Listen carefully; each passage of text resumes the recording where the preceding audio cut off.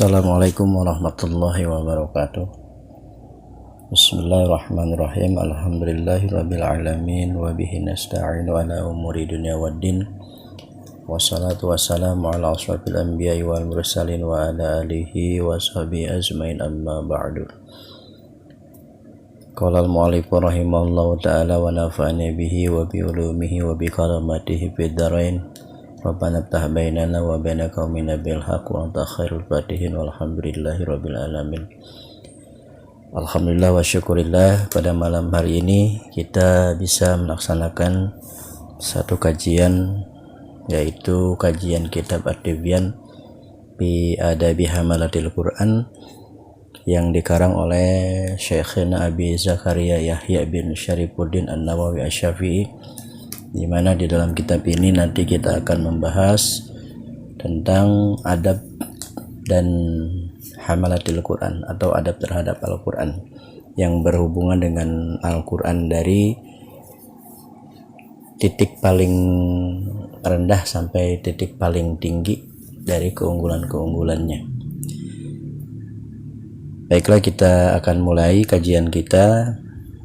Yang pertama adalah Al-Babul Awal, bab pertama, fi atropi min fadilati tilawatil Quran wa hamalatihi, yaitu menjelaskan tentang atropi, bagian-bagian min fadilati tilawatil Quran, dari keutamaan membaca Al-Quran, wa hamalatihi, dan menghafalkan Al-Quran.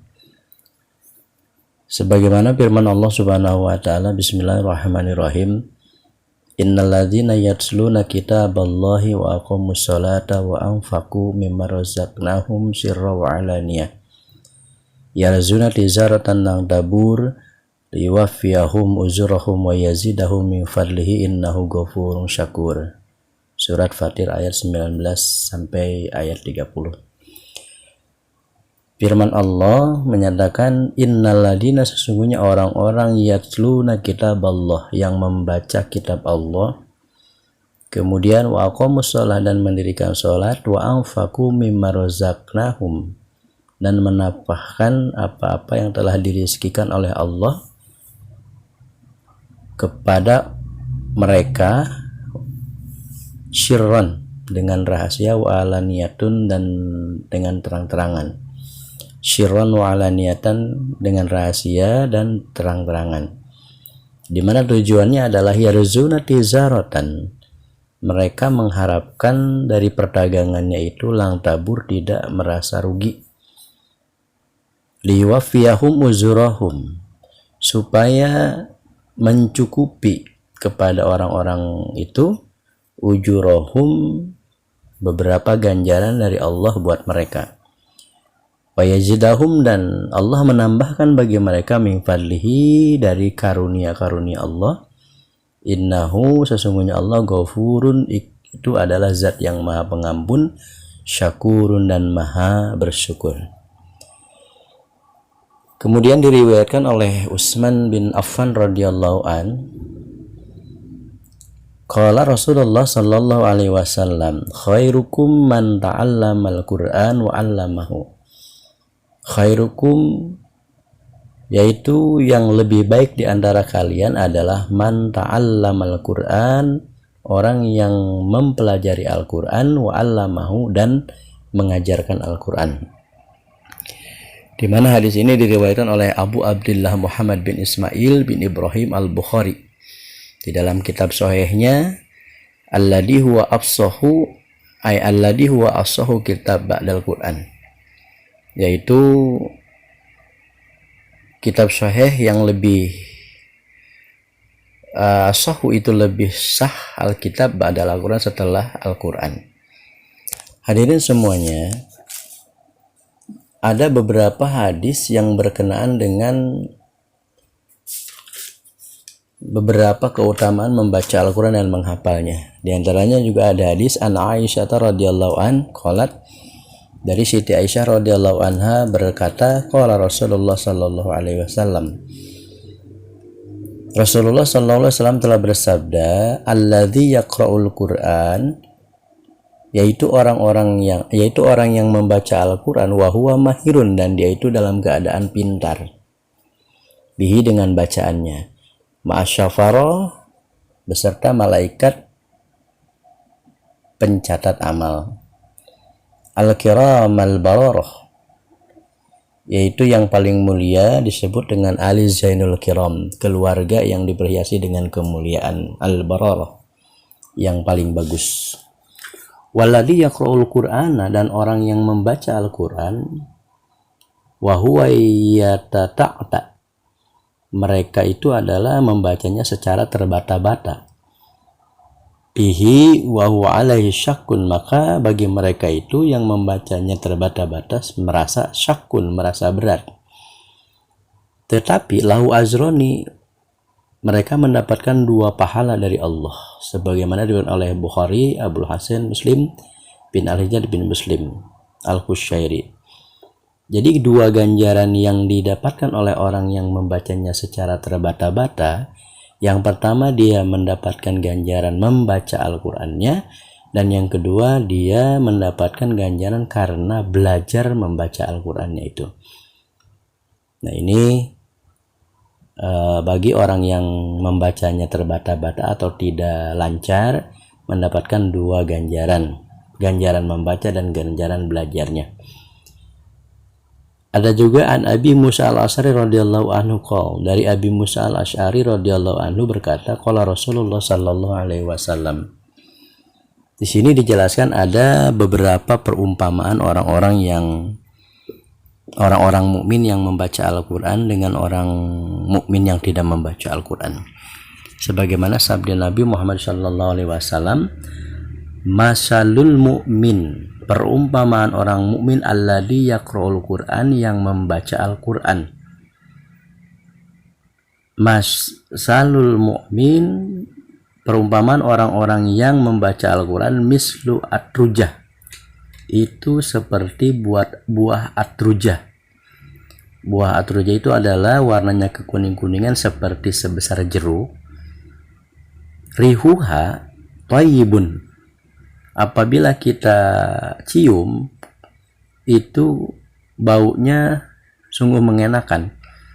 Wa ta'amuha thayyibun, dan rasanya pun apabila kita makan buah atrujah itu adalah sangatlah enak. Nah, ini perumpamaan orang mukmin yang selalu membaca Al-Qur'an, seperti buah atrujah, baunya wangi, kemudian rasanya pun manis. Dan ada lagi wa masalul mu'mini ladzi la yaqra'ul Qur'an, orang mukmin yang tidak mau membaca Al-Qur'an. Diumpamakan oleh Rasulullah SAW mislu tamrotin, seperti buah kurma, la riha, yang tidak ada baunya, wa ta'mu khulwun, tetapi rasanya manis. Jadi masih ada keunggulannya bagi orang mukmin yang tidak membaca Al-Qur'an, yaitu tetap masih dianggap mukmin dengan perumpamaan buah kurma, tetapi tetap hambar, tidak ada rasanya, tidak ada baunya, tetapi hanya ada rasanya saja, khulwun, manis. Yang ketiga, sabda Nabi, perumpamaan orang-orang yang berhubungan dengan Al-Qur'an. Yang ketiga adalah wa masalul munafik alladzi yaqra'ul Qur'an, perumpamaan orang yang munafik yang membaca Al-Qur'an. Maksudnya ini adalah orang Islam atau orang mukmin tetapi dia memiliki sifat munafik.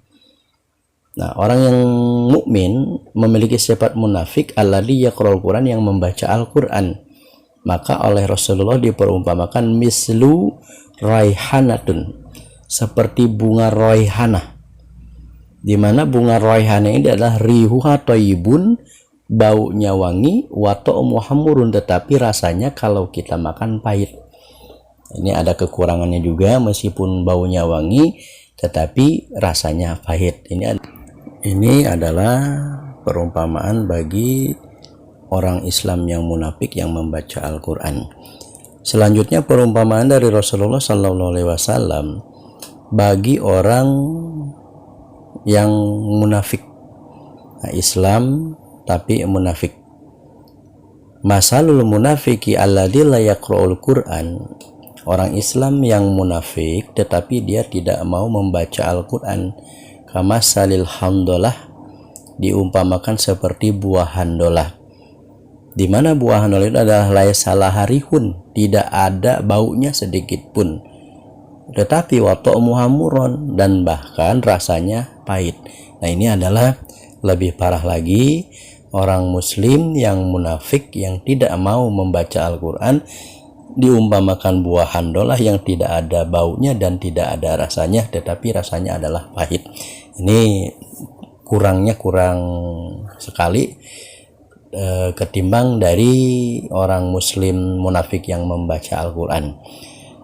Kemudian dari Umar bin Khattab radhiyallahu anhu ta'ala, anna Nabi sallallahu alaihi wasallam qol, innallaha ta'ala yarfa'u bihadzal kitab, sesungguhnya Allah ta'ala mengangkat derajat bihadzal kitab dengan Al-Quran. Jadi Allah mengangkat suatu kaum derajatnya itu adalah dengan Al-Quran. Wa yadau bihi akharin, dan Allah menjatuhkan derajat kaum yang tidak mau membaca Al-Quran itu kepada kaum yang lain. Ya, maksudnya adalah ketika ada di dalam satu daerah, atau kita sempitkan di dalam satu rumah, di dalam satu rumah penghuninya tidak mau membaca Al-Quran, maka itu akan dijatuhkan oleh Allah derajatnya. Tetapi kalau di dalam satu rumah itu mau membaca Al-Quran, terutama pada maghrib dan setelah subuh, maka ini Allah akan mengangkat derajatnya dengan Al-Quran. Nah, ini adalah impian bagi kita, supaya kita keluarganya itu diangkat derajatnya dengan cara banyak membaca Al-Quran. Selanjutnya, Wa'an Abi Amamah Al-Bahili radhiyallahu an qol, sami'tu Rasulullah sallallahu alaihi wasallam yaqul, dari Abi Umamah Al-Bahili mengatakan bahwa beliau pernah mendengar Rasulullah sallallahu alaihi wasallam bersabda, Iqra'ul Qur'an fa innahu ya'ti yaumal qiyamah syafi'an li ashabihi. Kata Rasulullah, bacalah oleh kalian itu adalah Al-Qur'an, fa innahu, maka sesungguhnya Al-Quran itu ya'ti yaumal qiyamah, akan datang di hari kiamat, syafi'an, sebagai penolong bagi siapa, li ashabi, bagi pembacanya. Ini sudah jelas lebih memotivasi kita untuk lebih banyak lagi membaca Al-Quran, karena Al-Quran nanti di hari kiamat akan menjadi penolong bagi kita. Rawahul Muslim. Dan dari Umar radhiyallahu anhuma anin Nabi sallallahu alaihi wasallam qol, kata Rasulullah, la hasada, tidak ada kebencian, tidak ada kecemburuan, illa fi isnatain, terkecuali terhadap dua perkara. Tidak ada rasa iri di dalam diri kita terkecuali iri terhadap dua orang ini. Jadi bukan maksudnya kita ini iri kepada orang yang kaya, iri kepada orang yang banyak uangnya, atau iri kepada orang yang banyak hartanya, bukan. Tetapi di sini kata Rasulullah, tidak ada, atau iri yang dibolehkan, tidak ada iri yang ada dalam diri kita terkecuali kita merasa iri terhadap dua orang ini. Siapakah itu? Rajulun atahullahul Qur'an fahuwa yaqumu bihi ana al-lail wa ana an-nahar. Yang pertama adalah orang yang harus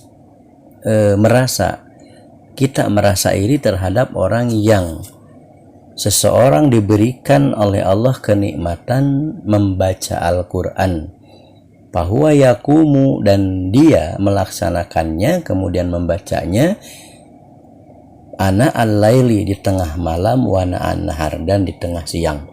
Jadi siang dan malam selalu dihiasi dengan banyak membaca Al-Quran. Nah, ini kita wajib iri atau merasa iri terhadap orang yang pertama ini.